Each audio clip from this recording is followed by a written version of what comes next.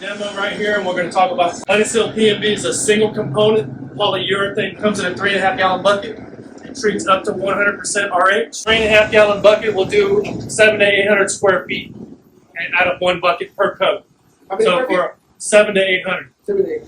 If you have to do 2 coats for whatever reason, if you're doing anything other than wood, sometimes it's a 2-coat application, and you can basically split it in half.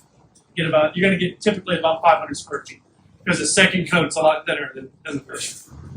One of the most important things about PMB is that when you're applying PMB, it goes on with a 1/4 inch nap roller. Okay, 1/4 inch, not 3/8, not a 1/2 inch, 1/4 inch.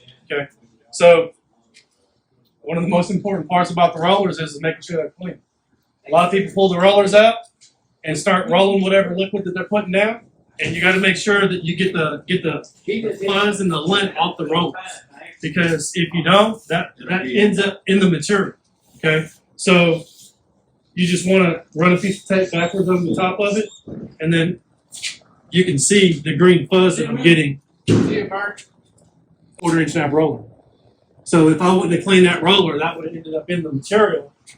And there's always a chance, right? So since we're dealing with moisture in vapor form, it's a gas, right? We're not dealing with liquid water. You don't want to leave any pinholes in the liquid itself, because that's where an opportunity for that moisture vapor comes through. Okay. So I always tell everybody, just clean the rollers. It's an easy step to do, and it only makes some trouble. Okay. Whenever we're dealing with moisture vapor, we're dealing again with a gas. We're not dealing with liquid water. Okay. So water is completely different than moisture vapor. A lot of people think waterproofing is the same as moisture mitigation, and it's not. Whenever we're waterproofing something, we're trying to contain the water, right? So think of like a bathtub. That waterproofing product contains that water so it can't go anywhere else.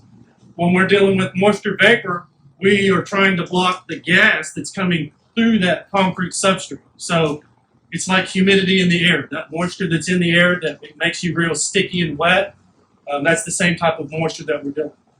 So whenever we're dealing with concrete substrates, we need to make sure that we've got porosity. Porosity is just to make sure that the substrate itself can absorb liquid into it, because these products have to block moisture inside the concrete. Okay, if we don't have porosity and we apply PMB to the surface, it's literally like laying a sheet of plastic over the top of it, right? So if you've ever been on a job site where you've removed a floor covering and they had 6 mil poly down, sometimes there can actually be liquid water underneath the plastic, right? So that moisture comes up through the concrete. It'll condense, turn into a liquid underneath that plastic, and that's exactly what will happen with PMB. Okay, so if we don't roll PMB on the substrate and we'll make sure that it penetrates, we're not blocking the moisture vapor. Okay, if that PMB sits at the surface, that moisture vapor can still come up through there and cause a failure. Okay, so there's a standard out. There's the ASTM, and the number is F3191. That standard is the standard to check porosity of concrete. And basically what it says is you take a little bit of water and you sprinkle it on the surface, and it absorbs in. These dark spots start to expand out. And what that's called is it's wetting out.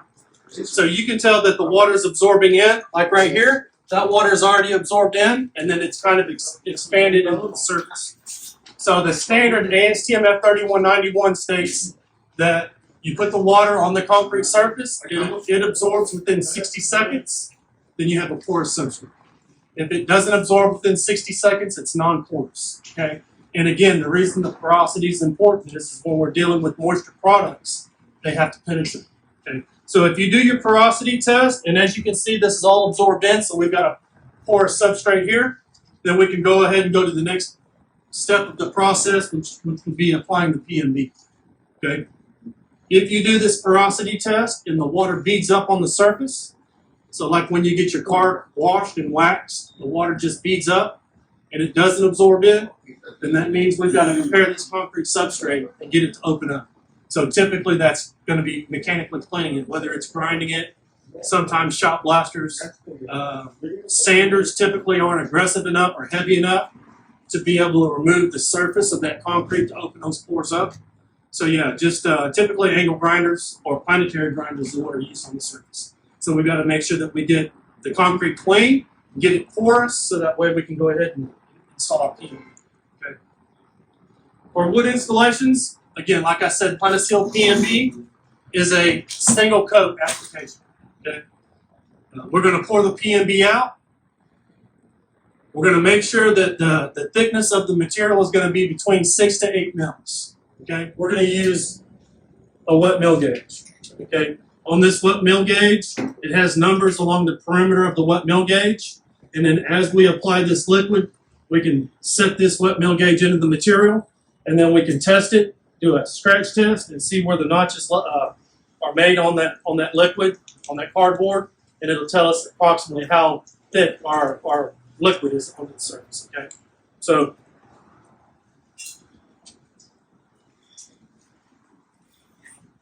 the good thing about Planiseal PMB, comes in a 3.5 gallon bucket, and as soon as you pour it out, you put the lid back on it, and then you can save it for the next project. Okay, so you want to get it poured out, get the lid back on it. It's moisture cured, so what you're going to notice, the more moisture that's in the air, the faster the product's probably going to flash off, kind of like the urethane's moisture cured. Okay.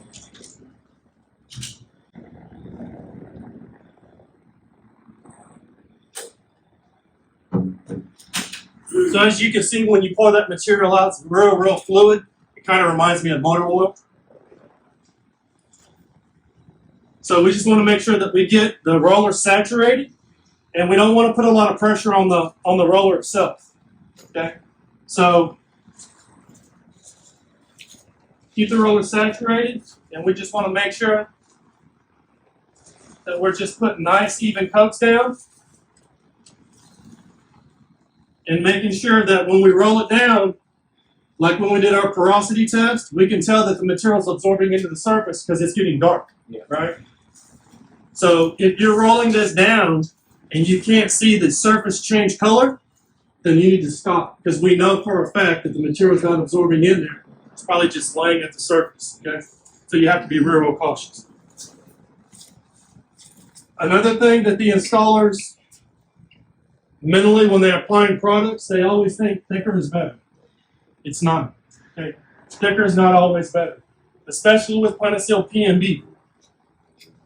What happens with PMB is it'll start to foam if it's applied too thick. So what will happen is it looks like that great stuff, that foam that you can apply, you spray it in, and then as it dries, it expands and gets thicker and wider. So this, when you apply it, if you apply it too thick, the same thing happens. And what you'll see is you'll start to see some yellow crust on the surface, and it'll have a whole bunch of pinholes in it. And that's a sign that you applied it too thick. Okay. So again, we want this to be about 6 to 8 mils thick.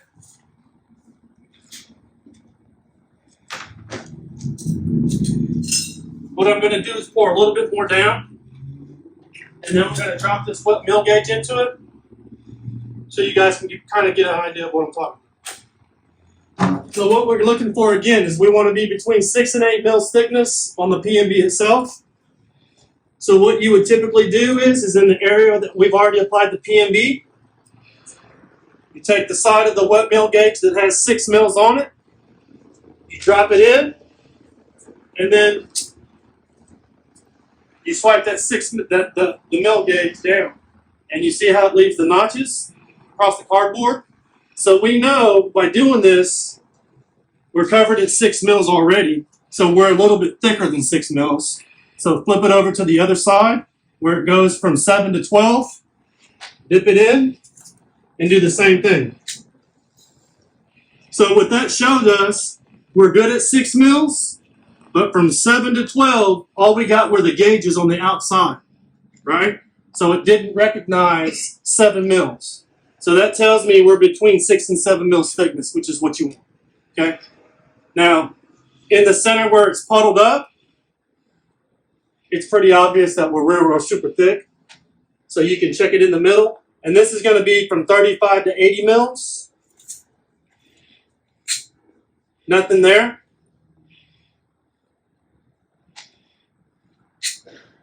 So right there, this puddle that we just created is right at 30 mils thick. Okay, so we're 3 times as thick as we need to be. What's going to happen is as this sits here, it's going to start to foam up and cause bubbles in it, and you're going to have a failure. So what happens there is you take that area that foams up, you can scrape it off with a scraper. It's real brittle and crusty. You scrape it up, you wait for it to, and then you clean that area up, and then you go ahead and you apply a thin coat of PMB over that area. That's the process of the repair. So it's not very complicated. The key is just to make sure that we're not pushing this down too thick, because that's where our failure is going to occur. It'll leave those pinholes, it'll let moisture vapor come through there, and you're going to have an installation failure. Now, every how many square feet are you supposed to check for the thickness? I mean, do you recommend anything, or just once you finish, one in the middle? I would say after you spread, probably within arm's length, just to drop and check your thickness. After a while of you installing it, you're going to get a feel for how thick it needs to be. So when you're first starting to use Planiseal PMB, I would check it every couple of feet across the room just to make sure you're getting that thickness. And then after a while, after you're done, it's kind of like painting a wall.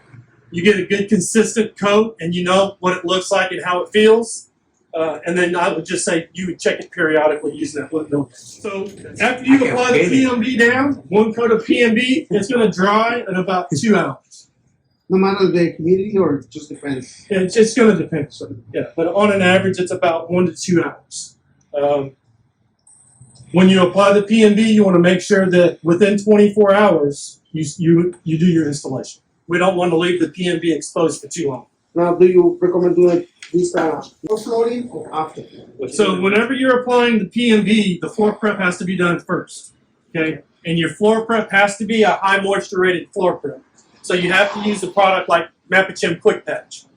Our Quick Patch is our high rated moisture prep. So once you've applied it and you let it cure, PMB goes on top of that, and then you have a high moisture system. Okay? So you don't want to use a standard floor prep under PMB. Okay? After PMB is installed,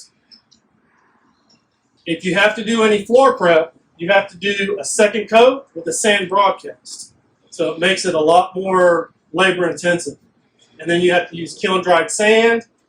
You got to apply the sand to rejection. So it's typically a 1 pound of sand per square foot. So if you're doing a house that's 1,500 square foot, you need 1,500 pounds of sand. And then you're going to apply it, let it dry, and then remove the sand. So it's just super labor intensive. You don't want to go that route unless you have to. Okay. So just remember, with PMB, remember where the P is at. So what I tell everybody, P is in the front, so do your prep first, and then your moisture barrier on top of the front. Okay. The only thing, again, like I said, after that you have to take into consideration is you want to make sure that you cover the floor covering or the PMB with the floor covering within 24 hours. If for whatever reason you go past that 24 hours, it's not a problem. You apply a thin coat on top of the PMB that's down, and then proceed with your installation after it's dry. Do we have to write it or not? Just go plastic? Yeah, just put a thin coat back over the top. Yeah, you don't need to do anything because we want to make sure that we're getting a good reaction between the urethane and the PMB for your bond. Okay, so PMB will stick to itself. PMB can be applied in 2-coat applications for other floor coverings. So when you apply that second coat, you just want to put a thin coat down. Because you got to remember, when you put that second coat down, the slab's already been sealed with the first coat. So you don't need to put as much on the second coat. How long do you wait for the second? So the second coat is going to take probably 3 to 4 hours to dry. Because the first coat with PMB, it absorbs into the concrete, and then it dries from the surface also, right? With the second coat, it has to dry from the surface on, because we've already sealed that slab. Okay? Any questions on the PMB? Again, just remember, it's about 6 to 8 mils is the thickness that you want, and the wet mill gauge is really one of the most important tools to have. Okay, because if you're putting it down thick like that puddle we had in the middle, that puddle's going to foam up, and then you're going to have to remove that foam barrier, or it's going to be a problem. Okay? Now, let's say that I miss a little spot because it's clear. does it kind of level itself a little bit, or no, not really? No, because Wanna make sure that we roll it evenly all the time. yeah, you want to roll it evenly all the time. If after it's installed and it's dry, what I tell everybody is go walk. After it's dry, you can walk across it, as long as you're not tracking a whole bunch of stuff, dirt, debris. But just take a look at it, walk, because when PMB is dry, it's going to have a slight. You'll be able to see the film on the surface. So if you've got some areas where you might have missed it, it's okay. Just take a roller, or you can take a little paintbrush and just do your touch up in those spots. Okay, let it dry and then do your install. So just because you've missed a couple of spots, it's not a bad thing, because you can hit that with a light coat and you're going to be just fine.